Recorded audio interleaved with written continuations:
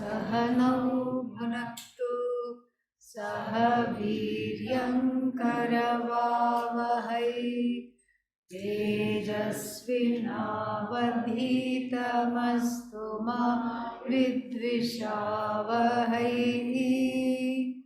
Om Shanti Shanti Shanti. Sit in my place right there. Yeah, you can sit there.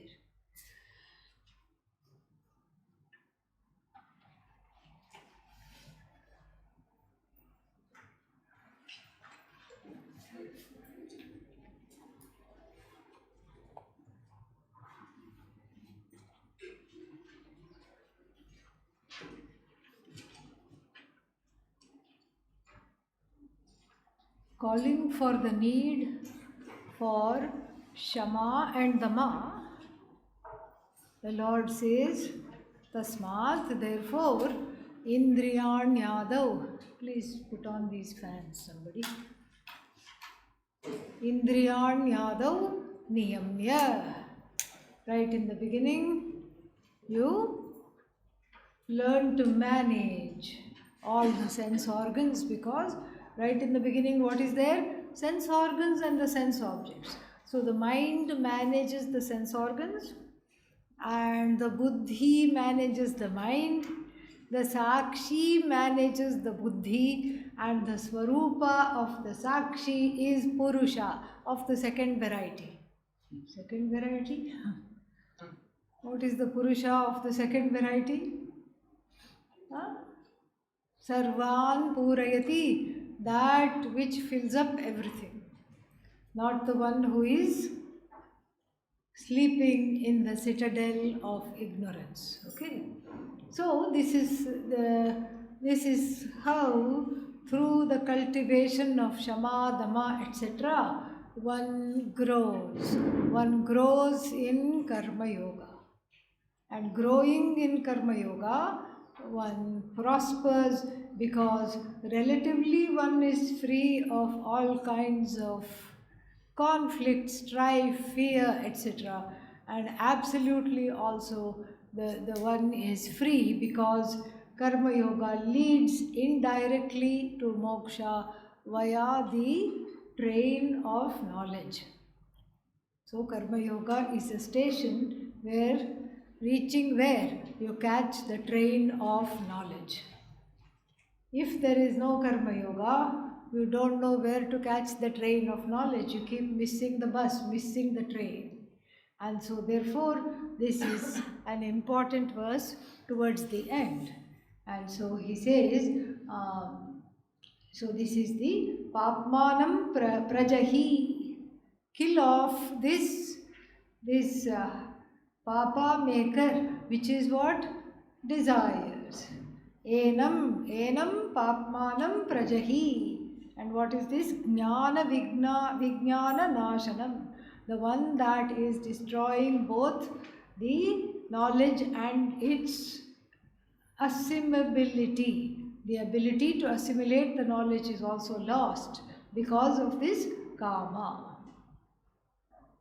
And then, next one. Indriyani paranyahuhu. Indriyebhyah param manaha. Manasastu para buddhihi. Yo buddhev paratastu saha.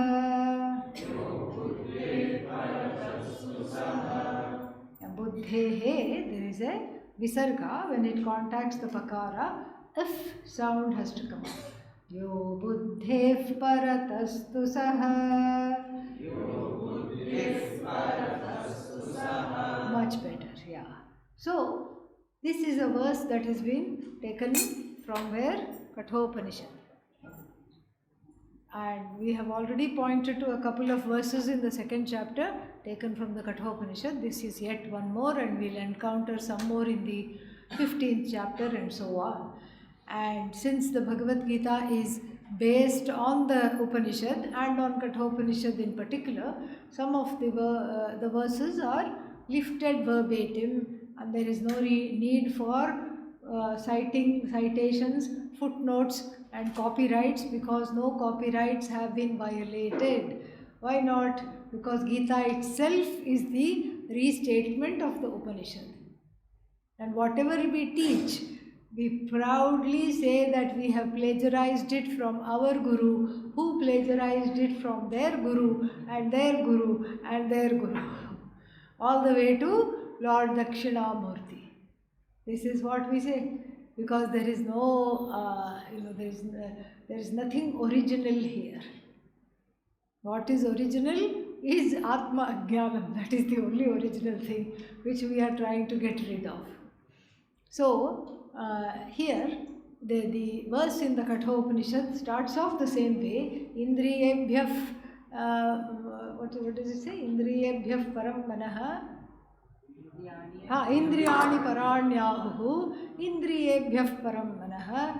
Manasastu para buddhihi. Buddher atma mahan paraha.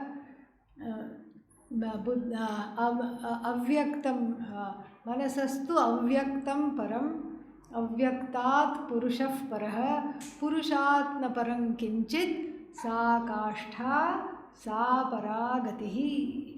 This is from the Kathopanishad. Very similar. The idea here is that we are going from the gross to the subtler, and the subtler, and the subtler finally to the Purusha, which is not objectifiable at all. Not at all objectifiable. So we go from the gross to the subtle, subtle, subtle, subtle, subtle. And so, Indriya, para here means subtle. Even though the translation is greater in what way? More subtle. And so if this much is understood, then we understand why this subtle gross comparison and this argument is important. We understand this very nicely because the logic here is that which is subtle is more pervasive than that which is gross. Naturally. So, for example, ice cube, gross, right? So, ice cube is just occupies a particular place at a particular time, small little place. Then on a hot day you keep it out, what happens? Melts. When it melts into water, it occupies more space than the ice cube did. Then after that you still keep it in the heat is still there, what happens? It evaporates. Now the water vapor is subtler than the water, and the water is subtler than the ice cube, so the water vapor pervades much more than the water. That is the idea. That which is subtle pervades that which is gross. And so here, indriyebhyah paraha, indriyani parani, indriyani parani ahuhu. Ahuhu means who ahuhu, the panditas. Pandita, ahuhu means said. Who said? Who ahuhu? Panditaha ahuhu. The knowledgeable ones have said. What have they? And that is in the Kathopanishad. So, indriyani parani. The senses, of course, are subtle. Subtler than what? The sense objects. Sense objects gross, and the senses which objectify the sense objects, subtler. And then, indriyebhyah param manaha, the mind that objectifies the sense organs, subtler still, more difficult to objectify. That's why we get into a confusion. That's why there is moha, delusion. One takes oneself to be the state of the mind. I am restless, I am angry, I am hungry, state of the prana, state of the mind one identifies with, and so therefore it is talked about as less, the more subtle than the sense organs. Indriyebhyah param manaha. Then the buddhi, which makes certain decisions. Which choice shall I make? What shall I go along with? Shall I go along with this or that? That buddhi is subtler still than the mind. Buddhi, sometimes you don't even know how you came to this conclusion. You ask anybody, you had 3 jobs, how did you decide to take this job and not that job? And they will say, I don't know. But there is some reasoning, some buddhi operation has been there, but they do not know how or why. And so, manasastu para buddhihi. And then the buddhi is much more pervasive. Then, yo buddhehe paratastu saha. Paratah astu saha. So, yo buddhehe paraha. The one that is here, all the stages of from the gross to the subtle is not taken up as it is very elaborately done in the Kathopanishad. Here only small things are pointed out that are of use to us, that we have been discussing all along. Buddhi, manaha, indriyani, and the objects of the indriyas. Only those 4 come in this verse, and so this verse is to show that it is we are not interested in the sense objects. Why? Because they are finite, they are temporary, they are boring. Therefore they are boring, therefore they are not what I want. Then what else are we interested in? We are not interested in the sense organs either. In the beginning perhaps they were a bit interesting, but now they are very boring. Because why? I am interested in the truth of myself. I am interested in Purusha. So then the indriyas resolve in the mind resolves in the buddhi. The mind again is a place where it's a landmine for errors about the I mistake myself to be as good as the mind, as good as the body, as good as the senses, everything. And so that also is avoided. Why? Because there is a higher vantage point called the buddhi. Now the observer of the buddhi here is Purusha, Sakshi, I. And the aham has to align itself not with the sense objects, not with the sense organs, not even with the mind or the buddhi, but with the Sakshi. That is a place of no delusion. That is a place of safety. That is a place of wonder. And that is a place of self-discovery, and this Sakshi here is poised to be the Purusha, and the truth of the Sakshi is the Purusha.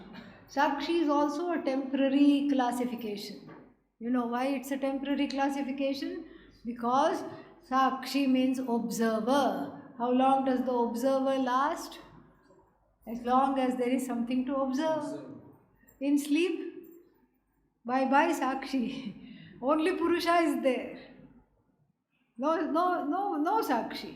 Only when there is Sakshya in relation to the Sakshya, objects of observation, there is Sakshi. Sakshya, Sakshi. Like Jneyam and Jnata. Jnata, Jneyam, Pramata, Prameya. These are all the binary understandings. Knower, known, seer, seen, drik, and drishya or drashta and drishya, shrota and something, shravya, to be heard. And then what about here? Here Sakshi, the all-round observer, only in relation to that which is observed. And that which is observed is really not greater than that who is the observer. But the observer also resolves in the Purusha. Sakshi is only there up till something is there to observe. But the truth of the Sakshi is I. This is why this verse is important, because it puts the Indriya, the Manaha, Buddhi, etc. in its places, so that they don't become the cause of Raga, Dvesha, Shoka. Shoka means sorrow, Moha, delusion. Next one, last one. Evam buddhev param buddhva. Evam buddhev Again, that if sound I would like to hear. Evam buddheh param buddhva. Sansthabhyatmanamatmana.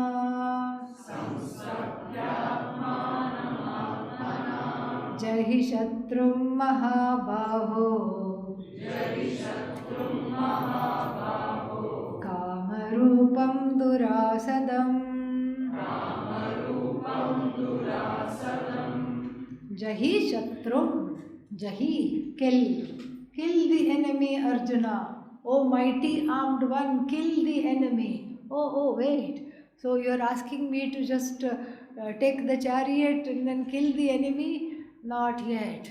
Kill the enemy in the form of Kama. First kill this enemy. You may be mighty armed and you may have vanquished so many soldiers on the battlefield. But in the inner battlefield, let Kama not get the upper hand. So the inner battlefield is being pointed to by Lord Krishna, playing on the analogy of Kurukshetra. The Kurukshetra is here. And because the Kurukshetra is here in everybody's hearts, there is war outside. And so this inner war which one has with Kama, Krodha, Lobha, Moha, all these things, one is battling all these difficult emotions all the time. So take care of that first. Jahi Shatrum Mahabaho. Who is the Shatru? Kama Rupa, in the form of Kama, which is Durasadam.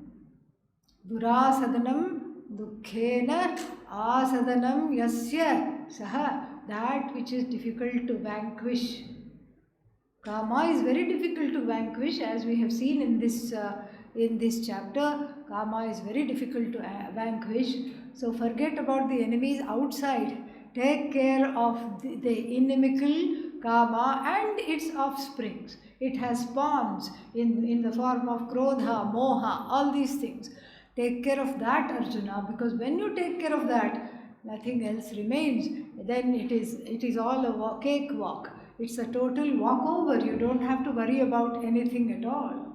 So, buddhehe param buddha. Seeing that which is even superior to the buddhi, which is in the form of the Purusha.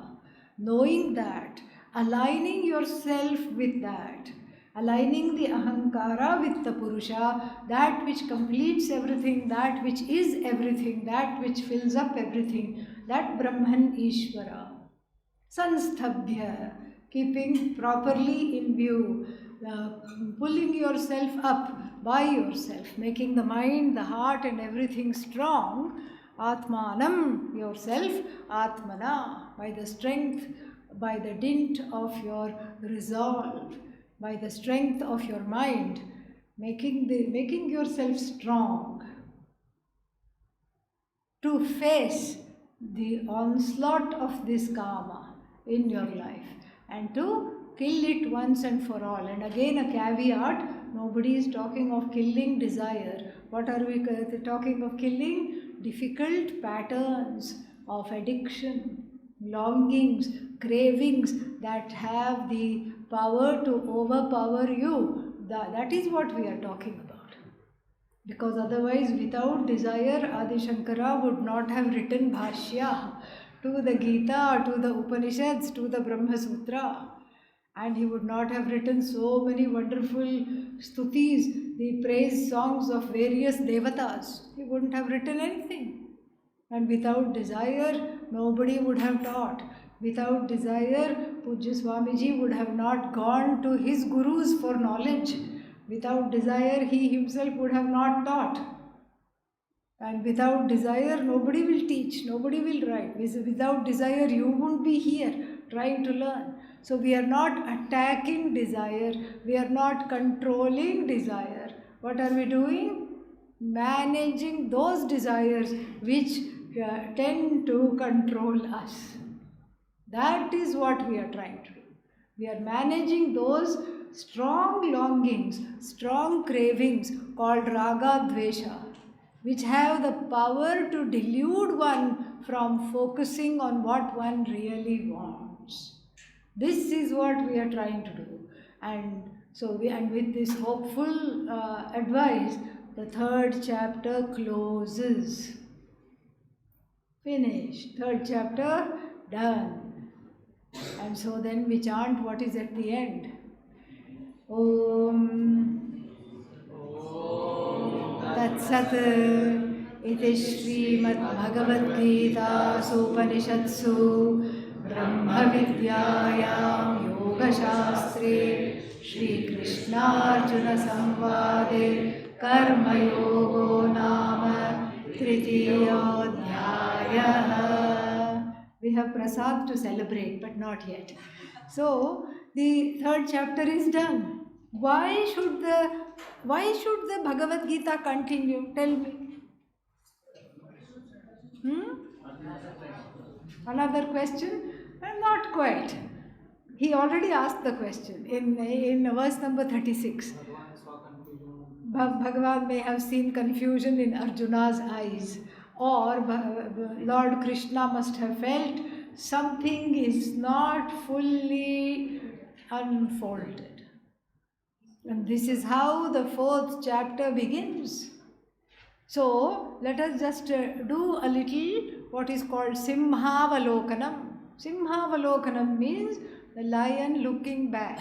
Why should the lion look back? The lion, kills and eats whatever it wants. And then it leaves the rest to its cubs and the lioness and walks away.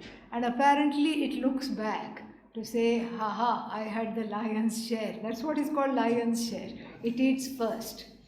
And then it goes and then it looks back. Yes, that was a great lunch. Just to say that. So, this is what we are going to be doing now. The lions looking back, Simhavalokanam, of the first 3 chapters, to just position ourselves and see where we are and where we are headed. The first chapter is a write-off as far as Adi Shankara is concerned. Adi Shankara does not even comment on it, even though other scholars, Panditas like Ramaraya Kavi, talk about the first chapter and comment upon it verse by verse.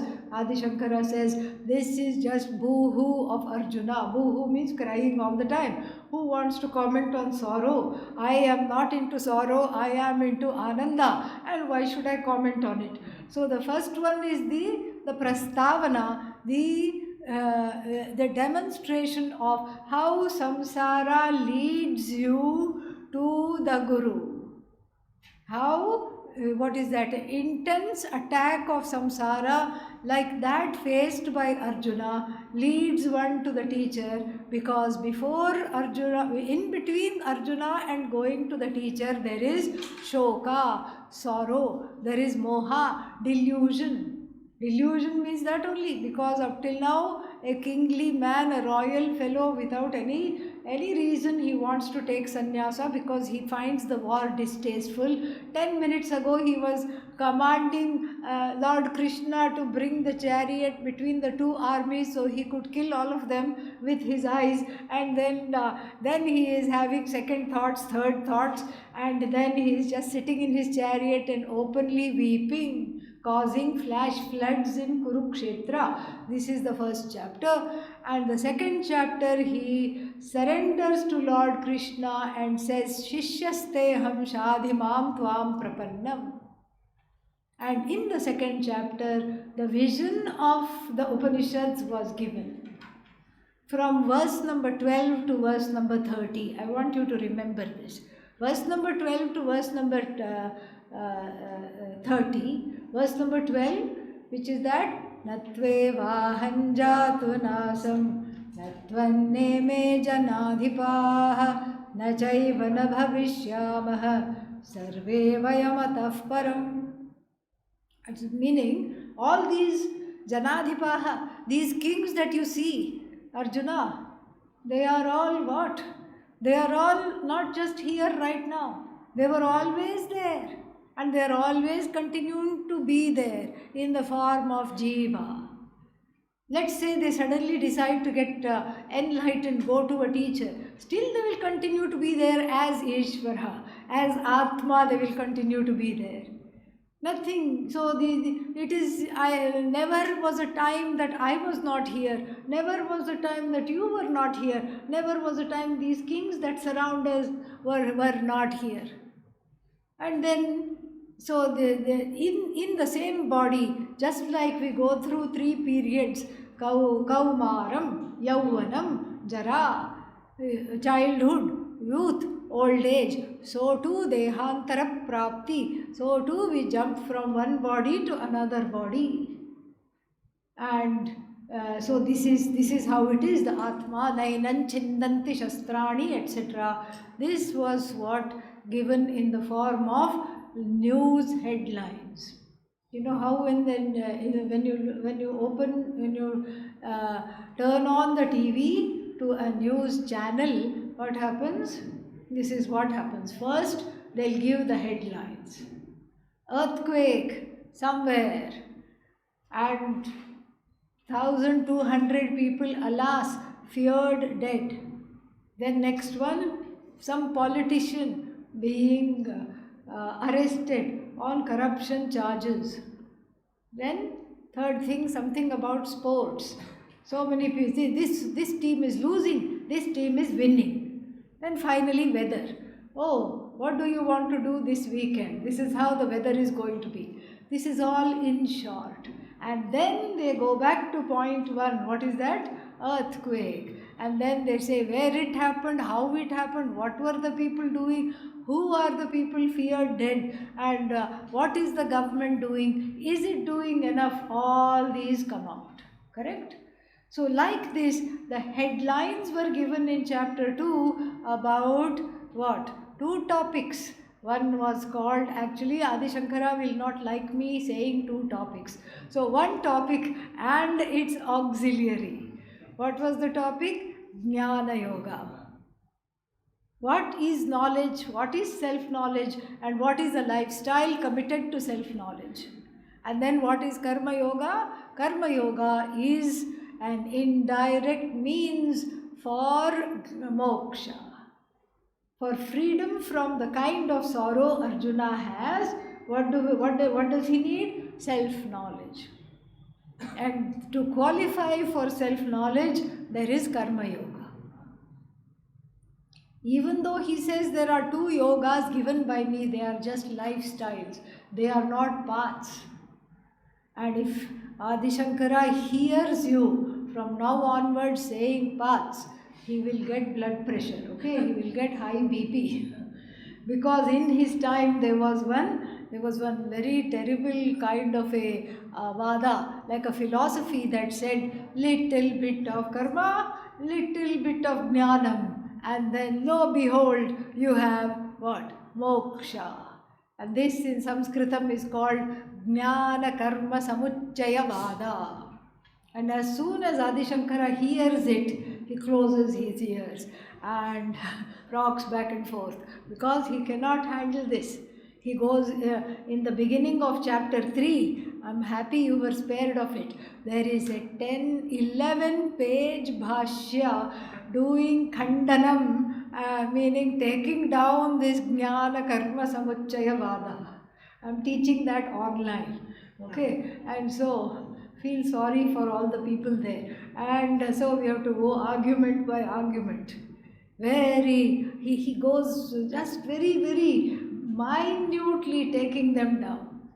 He cannot handle this jnana karma samuchaya vada, that little bit of karma and little bit of jnanam will give rise to moksha, because this was his sparring partners in his time. He had to take this vada down because this is against what the Upanishad says. So now we have the vision called Atmajnanam given in chapter 2, and we have a way of life called Karma Yoga or Sankhya Yoga in order to gain this knowledge. This was chapter 2. In chapter 3, Karma Yoga, which is the easier of the 2, was outlined so that everybody can kind of breathe a sigh of relief. and say, okay, I'm not that bad, I too am qualified, yes, I can do this. Okay, Raga Dvesha management, yes, I can do this.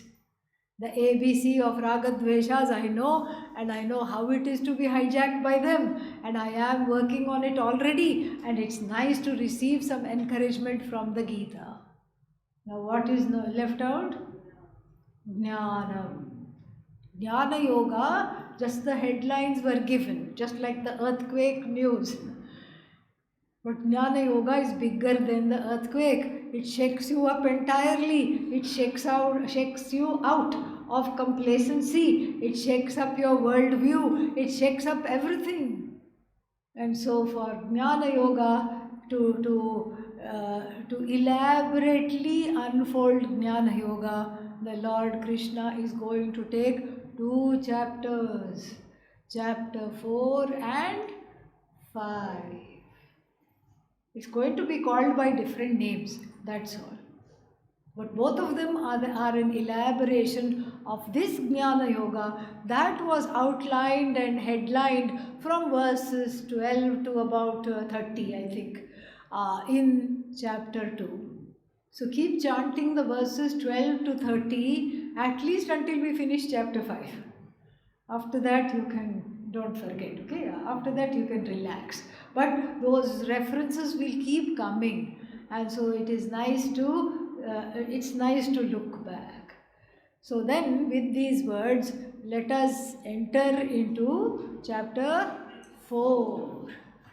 Chapter 4 is a very interesting chapter and a very important one. And you will hear me saying this about every chapter, so don't mind me, okay? I am biased.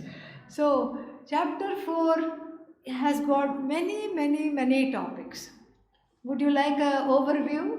Okay, so let us do that so that then later on we can look at it. So now, chapter 4, verses 1 to 8. Verses 1 to 8 has 2 topics in them. I don't want to break it up too small. Verses 1 to 8 have 2 topics in them. One is what shall we call this? One is the Gita Stuti, the Stuti of the knowledge, singing the glory of the knowledge of the Bhagavad Gita, which is like the Upanishad. And then Krishna finally coming out and declaring himself to be an avatara. This is called Avataravada, the statement of him being an avatara through his own words. It's one thing for us to sit here and call Lord Krishna avatara. It's quite another thing for him to admit that. And thanks to Arjuna, he makes him admit that. Makes him admit what? That I am an avatara. So this is verses, what did I say? 1 to 8. Yeah. Then verses 9 to 15 is unfolding the knowledge of the self and its results. What will happen if I gain? Will I become like the avatara if I know what the avatara knows? Avatara is who? Bhagavan. If I know what Bhagavan knows, am I non-separate from Bhagavan? That is what is going to be dealt verses 9 to 15. And then there is, as we saw in chapter 3, there is some confusion about what is called agent, doership, agency, and what is non-doership. In other words, what is action, what is not action. 16 to 25 or thereabouts. Did I say 25? 25? What did I say? 25. Yeah, 16 to 25. So, action, 16 to 24. Yeah, action and non-action. What is karma? What is akarma? What is karta? What is akarta? How to understand this once and for all properly. Then verses 25 to 34 unveil the absolute need to go to the Guru and gain Atmajnanam, without which bye bye moksha. No moksha, no jnanam, no moksha. The contingency upon of jnanam for gaining moksha and that cause-effect connection is clearly specified from verses 25 to 34. Verses 35 to 37 talk about the benefits of Atmajnanam, why we should study this, what is going to happen, etc. 35 to 37. Then 38 onwards, what is a qualified person for this knowledge, who gains this knowledge and who goes away empty handed, and how to be a qualified person for this knowledge. This is how the 4th chapter ends on the 42nd verse.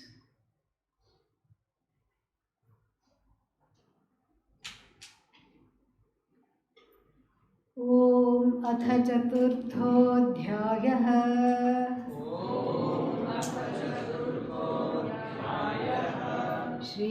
श्रीभगवानुवाच एवं विमस्वते योगम् प्रोक्तवानहमव्ययम् विवस्वान्मनवे प्राह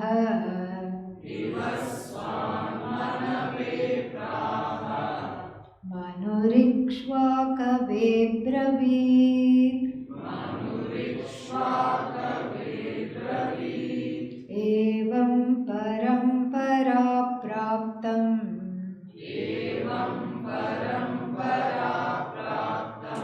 इमं राजर्षयो विदुः।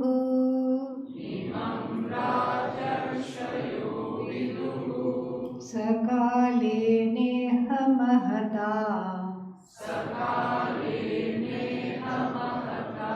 योगो नष्टः परन्तप।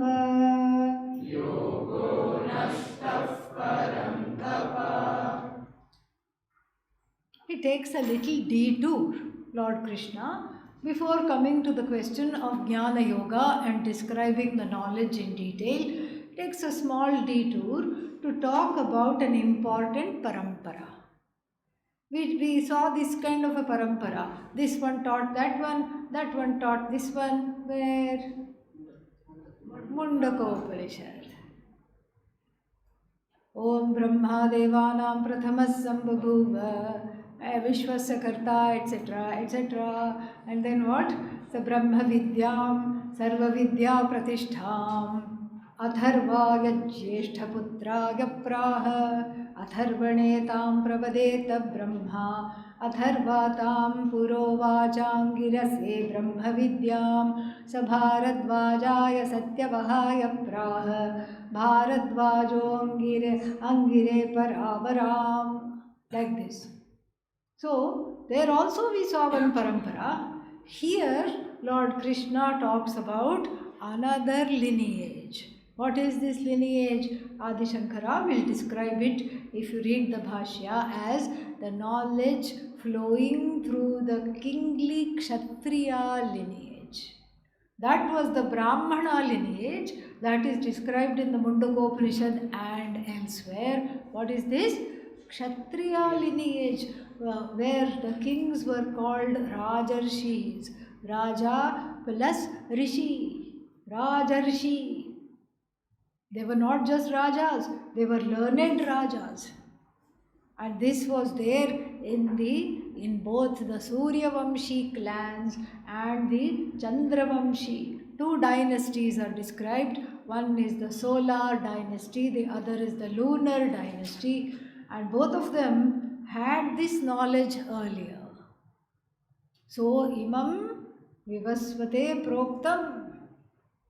So, this knowledge, And this knowledge, this imam, what kind of knowledge?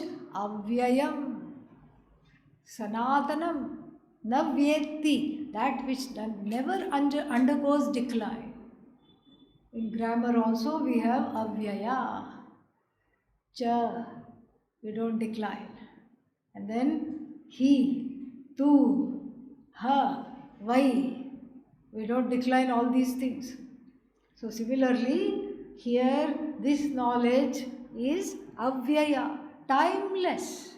Meaning it was as pertinent in Arjuna's time as it is now. Now it is pertinent, that time it was pertinent, and it will never ever ever be irrelevant. This is why we are still continuing to study it. This is why Gita is not boring. Gita is not something applicable to something that happened in the solar dynasty at all. So Imam, what is this Imam qualifying? Yogam. He doesn't say Yogau. There are no two paths. Yogam, one. Jnana, this knowledge, this vision, along with the way of life, no problem. Along with a way of life conducive to gaining this vision. This vision was given by me completely in its entirety. Proktavam aham, this avyayam, this infinite knowledge was given by me. To whom? Vivasvan. Vivas means annam, food. Vivasvan, vivaha asya asti iti vivasvan, the one that has lots of annam. What is vivasvan? Sun. No sun, no annam. No sun, no food can grow. And even if you say, don't worry, I'm not eating plants, I am eating animals, I will survive without sun, what will the animals eat? Huh? So, no food means no sun means no food means no life. So, sun is called Vivasvan, the one who delivers the food, the one who has plenty of food, the one who is in charge of food. So I taught it to Surya Bhagavan. Who is Surya Bhagavan? The initiator of the solar dynasty, of course. And then what did Surya Bhagavan do? Taught it to his son Manu. Manu is called Surya Bhagavan's son. And there are many Manus. 14 Manus are there. The one, and it's also called an era. Each era is governed by a Manu. And the era that we are currently under is the son of Vivasvan, the Manu which is the son of Vivasvan. That's why we say Vaivasvata Manu. So if you do a sankalpa, you say, you put some akshata in the left hand, you cover the right hand with it and say what? You say Mamopata Durita Kshayadvara Shri Parameshwara Prityartham Ahamidam Karishye. I am doing this to get rid of all my bad karmas, of all my papas, etc. And so where are you doing this? How are you doing this? All the date and time has to be said. So you start with Kali Yuga. Kali Yuge Prathame Pade Meroho. If you're in North America, you say Meroho. Otherwise, in here you say Jambudvipe. And then you say Vaivasvata Manvantare. And then you say the month and the year. Shobhana Samvatsare. And then Vaivasvata Manvantare. And then the year and the month and the date. And Shobha. Then other smaller whatever. That we don't say. Tithi we say and the day we say. Soma Vasare. But then there is Karana and Yoga. Then we don't say that. Because those Karana Yogas keep changing. By the time you have said the Sankalpa, it could have gone into another Karana. So you say Shubha Muhurte. You just say like that. In an auspicious time, I am doing this. So we remember Vaivasvata Manu every day. We are living in his era, and he had this knowledge. And then what did Manu do? He taught it to a stalwart in the what is that, solar dynasty. He taught it to a stalwart, and what was his name? Ikshvaku. And even Rama is in the Ikshvaku clan. Ikshvaku Vamsha Prabhavah Ramo Nama Janaishrutah. Like this we say in the Ramayana when we chant. Beautiful. And so Ikshvaku is a very high level king, highly regarded king.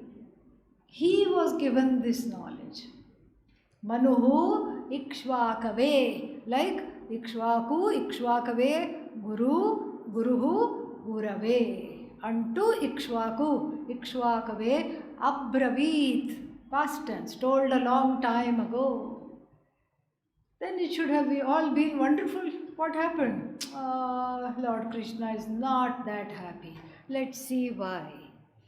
He says, Evam, in this manner, parampara praptam, that which had traditionally come down from the teacher to the student, from the king to his son, however you want to take it, this is how it came down. And imam yogam, this yoga, rajarshayo viduhu, the rajas who were learned, all of them knew viduhu.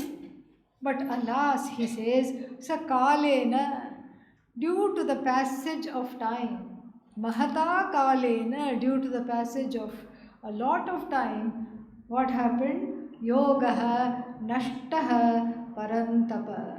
This yoga is lost. It's not really lost. You have to understand. If it was lost, he wouldn't be talking about it. If it was lost, there is no need to talk about it. So we have to add as though lost. How was it lost? The knowledge cannot be lost because it is you. So what was lost? What was lost was perhaps the methodology of how it was communicated was lost. Maybe the carriers were not as clear-minded and clear-headed like the kings of yore. That is why it had come into some difficulties. And whenever this knowledge is not prevailing in the universe, what happens? Adharma proliferates. Dharma sits in a corner. Adharma proliferates. And so therefore this proliferation of adharma is what causes the avatara to come down. Krishna did not come to kill Kamsa. Bhagavan does not have to come down to make short shrift of somebody called Kamsa. Kamsa was Krishna's uncle, bad man. That's all we have time for right now. Bad man. So he could have just sent down a bolt of lightning. Finished. Gone. Kamsa gone. And even other demons and all he killed. He could have just made some accident happen and made short shrift of them. It takes 1 minute to take down a demonic being. It doesn't take avatara to come down. Avatara to come down means the dharma is in peril. Can't Bhagavan fix dharma like magic? Yes, but since the free will of the people is involved, the people have to be inspired to follow dharma, and that's never an overnight business. First, they have to come back from their suspicious ways that they have gotten into. They have to come back from the rationalization of adharma. Then they have to come back from adharma. Then they'll be all confused what to follow, where to go, how to be.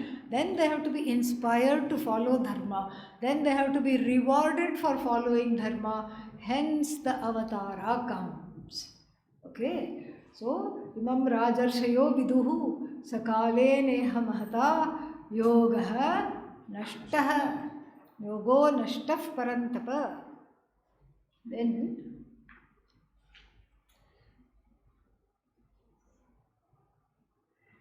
sa evayam maya tedhya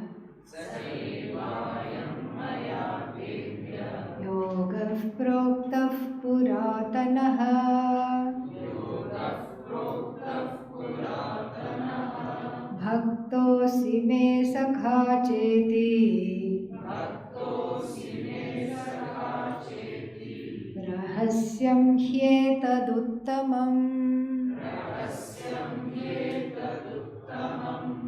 Arjuna, you have been listening to me so nicely. Without a break, you have been listening, and you have been listening with such impeccable attention. So, what do I feel like doing? This Puratanaha Proktaha Yoga, this yoga that was taught by me a long time ago, which is so wonderful, which is so beautiful, which is the Rahasya, which is the secret to freedom from samsara, that I would like to give you. I would like to revive this yoga which I had taught a long time ago. How would I like to revive it? By teaching you, by choosing you to teach. Why? Two reasons. One is because you also belong to the kingly parampara. And where was this being held before? By the royal parampara. Now that has kind of fallen into disuse. Now I would like to revive it by teaching you. Because Lord Krishna was also from the kingly parampara. He was the king of Dwaraka.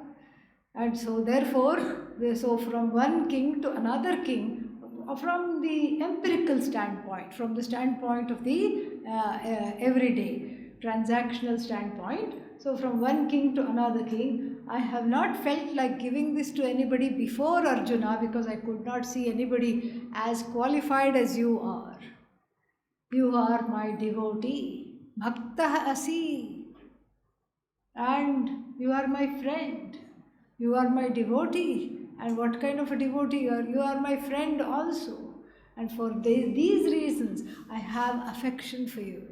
I have such great affection for you, but I would like to choose you to hand this over, so that I have full faith in your strength and your ability to keep the torch of this knowledge alive. I know that I don't have to do anything. If I teach you the Rahasya, you will be so inspired that you will keep teaching it to your children and their children and their children. And my taking on this avatara as Krishna in the Dwapara Yuga will not come to waste. This is a great honor being put on Arjuna. A great responsibility and a great honor too. A very big honor. Because if Lord Krishna wanted, he could have chosen many, many people. So many kings were there. So many people, princes, kings were there. Of course, Duryodhana, not Duryodhana, but other than him, so many wonderful people were there, any of whom could have been nicely taught. But here he says, I am going to choose you. Bhaktah, bhaktah asi me, sakhacha iti. This is why I am going to give you this etad rahasyam. Rahasyam means what? Secret. A very closely guarded knowledge. So, maya te adya. So, from me today to you, it is being given. Mark this time, because this is rahasyam and this is uttamam. Knowing this, you won't need anything else at all. Knowing this, everything is as well known. Back to the Mundakopanishad. Kasminnu bhagavo vijñāte sarvamidam vijñātam iti. And of course, Arjuna has to have a question. How can he let this go? He is a logical person. And one would argue, we would like to get this rahasya. What is this rahasya? Come on, tell. What is this thing that which will free everybody and we don't need anything at all? It's as good as no. Come on, tell. But Arjuna is a very logical and focused man. He's a very focused guy. And so what does he see? He sees a discrepancy. And he jumps on it and catches hold of this discrepancy. What is this discrepancy? Arjuna, you were born just few years back. Arjuna says to Krishna, Krishna, you were born just some years back. We celebrate your birthday. We have your horoscope. You were born under Rohini Nakshatra on a rainy day. We celebrate your birthday with all fanfare. And Vivaswan, when was the sun Devata born? Long time ago. How do I understand? Katham etad vijaniyam tvam adau proktavaniti. How do I say, how do I assimilate this piece of information, this knowledge that you who were born yesterday in this particular yuga, yesterday is just a matter of fact, okay, no, figurative. You who were born yesterday in this particular yuga, in under Rohini Nakshatra, in this year, Samvatsara, etc., on this Tithi, Ashtami, 8th day, you were born of the moon. And then how do I know? How can I assimilate the fact that you say that you taught Vivaswan? Adi Shankara says, it's not that he doubted, but Arjuna wanted to bring it out through Krishna's own words that I am an avatara. That is why he asks this goading question when no question is warranted. If somebody says, I'm going to give you the best kept secret, you don't interrupt and say, but, your birthday was on this day. How do I understand what you did then? Because he wants to hear from Krishna's lips that he is an avatara. Let's listen to Arjuna's question. Arjuna Uvacha Aparam Bhavato Janma Param